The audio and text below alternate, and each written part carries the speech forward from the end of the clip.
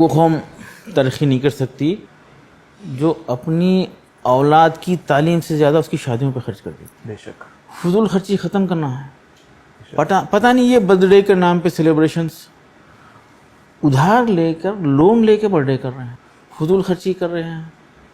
بامبے میں خاندان کے لوگ مل کر کہیں 25 کلومیٹر دور جا کے صرف رات میں ایک ڈنر کر کے آ رہے ہیں, 40,000 50,000 خرچ کر دے رہے ہیں, بے شک. جبکہ اس 40,000 50,000 سے 3 بچے جو ہے سال بھر پڑھ لیں گے.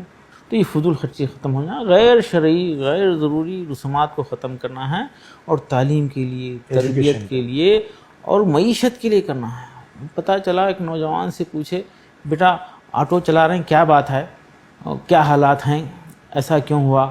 تو بتا رہا ہے کہ جب گریجویشن میں ایڈمیشن لے رہا تھا بڑی آپا کی شادی ہوئی تھی, پینشن کے پیسے ختم ہو گئے تھے ابا کے, اور جب کچھ کاروبار کرنے کی سوچ رہا تھا چھوٹی بہن کی شادی ہو گئی اور گھر بک گیا, اور یہ نوجوان آٹو چلا رہا ہے. ایک دن کا ڈرامہ, جبکہ بہترین نکاح وہ ہے, حدیث پاک کا مفہوم ہے, بہترین نکاح وہ ہے جس میں کم خرچ ہو. اب میں اکثر ذکر بولتا ہوں, کھل کے بولتا ہوں, بہترین کا اپوزٹ بدترین, کم خرچ کا اپوزٹ زیادہ خرچ. بدترین نکاح وہ ہے جس میں زیادہ خرچ. ارے لڑکی کے اوپر خرچ کی گنجائش ہی نہیں. نکاح کو آسان کرو, گناہ مشکل ہو جائے گا. نکاح کو مشکل کریں گے تو گناہ آسان ہو جائے گا. یہ بات سمجھنا چاہیے. تو میں ملک بھر میں ریکویسٹ کر رہا ہوں کہ نکاح کے دن کی دعوت تام کا بائیکاٹ کریں, دعوت تام کا بائیکاٹ کریں, نکاح میں شرکت کریں. صحیح بات. اور ولیمہ غریبوں کا خیال رکھتے ہوئے, کفایت شرعی سے, فضول خرچی سے, دکھاوے نام و نمود سے بچتے ہوئے ولیمہ کریں, شادی کو آسان کریں. یہ ایک بڑا کام ہے جس کی وجہ سے تبدیلی کی امید کی جا سکتی ہے. یہ بہت اچھا پوائنٹ آپ نے رکھا ہے سامنے, جس کی آپ وکالت کر رہے ہیں کہ شادی میں جائیے, کھانا مت کھائیے. تو جیسے لوگ اپنے آپ سے کھانا کھانا چھوڑ دیں گے لوگوں کی شادی میں, لوگ اتنا خرچ کھانے پہ کرنا کم کر دیں گے اپنے آپ.